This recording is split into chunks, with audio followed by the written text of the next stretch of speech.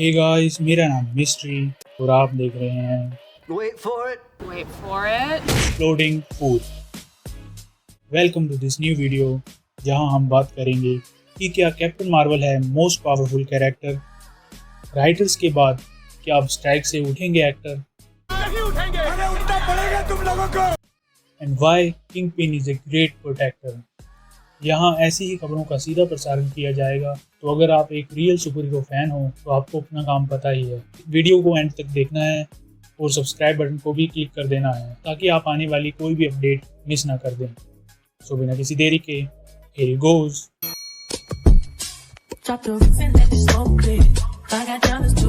So all right, सबसे पहले बात करते हैं द मार्वल्स पे।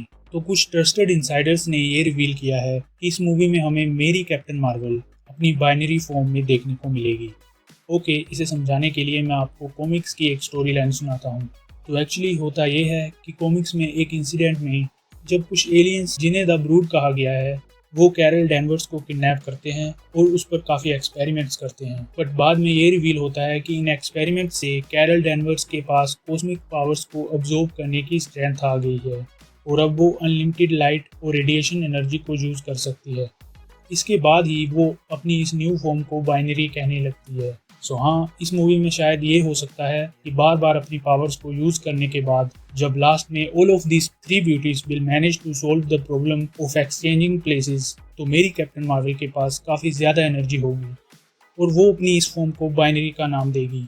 आई थिंक इसके बाद वो most powerful characters of MCU की लिस्ट में दोबारा सेकंड पोजीशन पे आ जाएगी, क्योंकि यहाँ सीक्रेट इन्वेजन के बाद गाया आ गई थी। और अगर फर्स्ट की बात करें तो फर्स्ट पे तो ऑलवेज मेरी वोंडा ही है ना।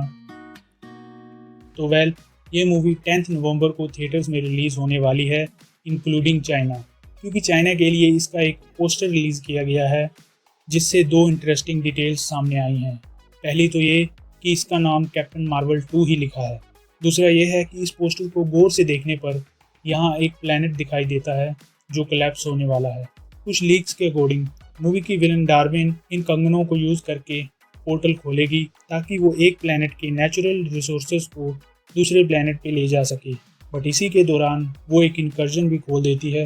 यार लीक्स हैं, पता नहीं सही हों या ना। इसका रन टाइम 1 आवर 45 मिनट्स बताया गया है, जो इसे MCU की सबसे शॉर्ट लेंथ मूवी बना देता है। तो आगे बात करते हैं डेडपूल 3 के बारे में। तो डेडपूल 3 के डायरेक्टर शॉन लेवाई ने पिछले दिनों ये कंफर्म किया था कि ये मूवी मार्वल के लेगेसी कैरेक्टर्स को एक ट्रिब्यूट होगी, जिसका मतलब हमें कई एक्समैन इस मूवी में दिख सकते हैं और 2005 में आई फैंटास्टिक 4 के मेंबर्स भी इसमें अपीयर हो सकते हैं। Wait a minute. क्या हमें इसमें Chris Evans as human torch भी देखने को मिल सकते हैं? इमेजिन करो अगर Chris Evans as Captain America and Chris Evans as human torch हमें एक साथ देखने को मिल जाएं।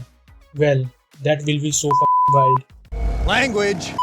शॉन लेवाई ने एक इंटरव्यू में ये भी कहा है कि वो इन कैरेक्टर को सिर्फ फैन सर्विस के लिए नहीं बल्कि उनके कैरेक्टर आर्क्स को एक क्लोजर देने के लिए वापस ला रहे हैं। सो मे बी इन 3 थ्योरीज में कोई एक सही हो सकती है, जिसमें पहली ये है कि मल्टीवर्स में छेड़छाड़ होने के बाद जो ब्रांचेस बनी हैं, जब उन्हें फिक्स करके एक सिंगल लाइन बनाई जाएगी तब ये सभी वेरिएंट्स डिसअपीयर होने स्टार्ट हो जाएंगे, क्योंकि जो सीक्रेट टाइमलाइन बनेगी वो मेन MCU की टाइमलाइन होगी। दूसरी थ्योरी ये है कि जब इनकर्जन्स में यूनिवर्सेस डिस्ट्रॉय होने लगेंगे तब ये भी उनके साथ ही मारे जाएंगे।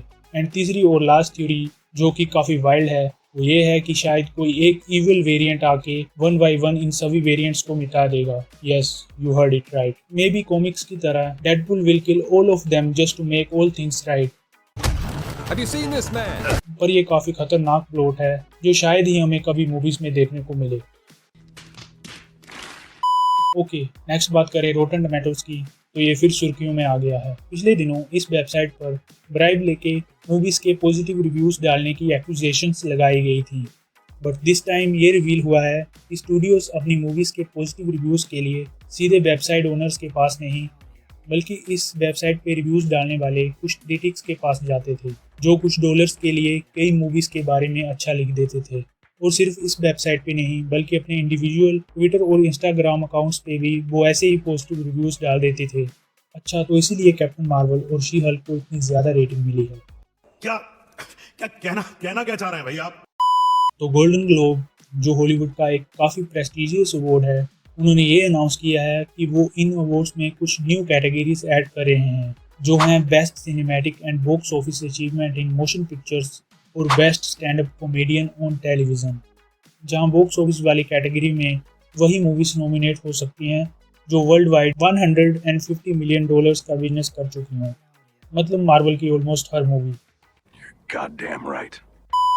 सो वी नो कि अब राइटर्स स्ट्राइक खत्म हो चुकी है और राइटर्स फ्यूचर में आने वाले प्रोजेक्ट्स लिख सकते हैं जो होल्ड पे रख दिए गए थे। I mean so much content was put on hold for some time, like Kang dynasty, secret wars, stranger things season 5, Mia Khalifa and Lana Rhoades collab. Shit, no not that one, I am sorry.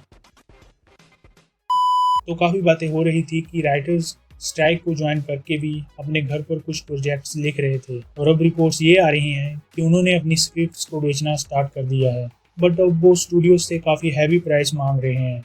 ये तो होना ही था, क्योंकि studios ने इन लोगों को काफ़ी सफ़र करवाया है।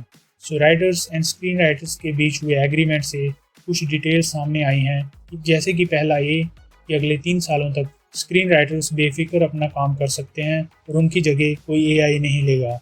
दूसरा ये है कि स्टूडियोज़ ने राइटर्स को AI का यूज़ करने की इजाज़त नहीं दी है, बट कुछ हद तक छूट जरूर दी गई है कि राइटर्स इसका यूज़ कर सकते हैं अगर स्टूडियोज़ इनसे सहमत हो जाएं। मतलब अगर AI द्वारा लिखा गया कुछ मटेरियल या कोई चैप्टर स्क्रीन राइटर्स को पसंद आ जाए तो हाँ, they can use it for their next project.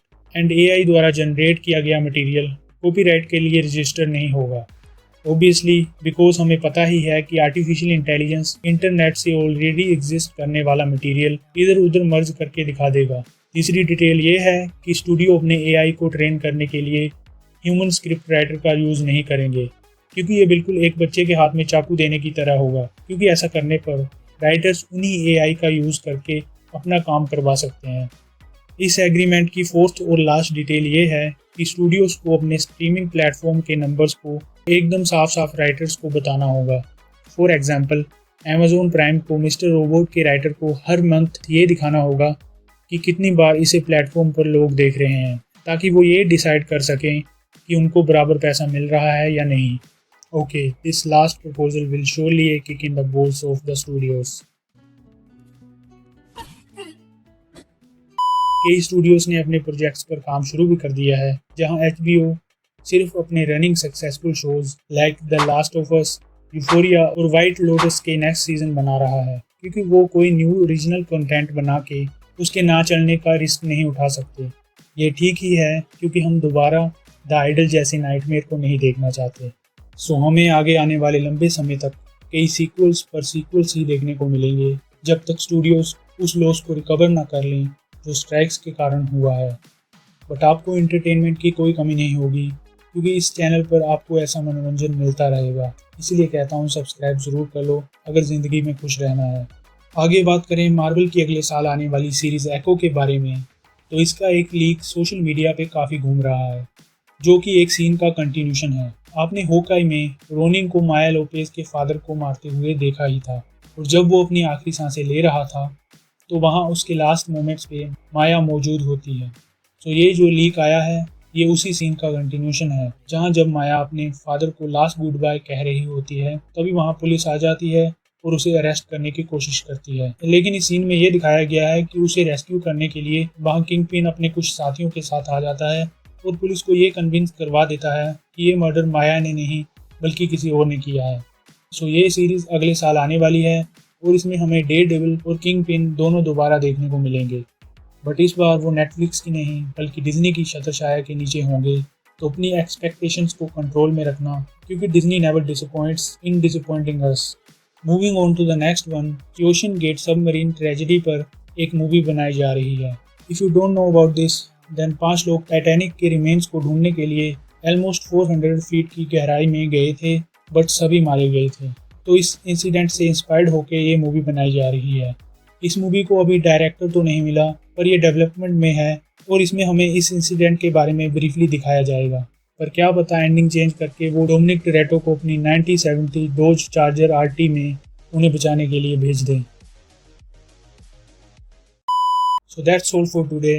उम्मीद है कि आपको ये वीडियो अच्छी लगी होगी, तो प्लीज़ इसे लाइक एंड शेयर ज़रूर कर देना और मैं ऐसे ही मूवीज, सीरीज और सुपर हीरो कंटेंट पे अपने इस चैनल पर वीडियो डालता रहता हूँ। तो make sure to subscribe my channel and be a part of this journey. Until next time.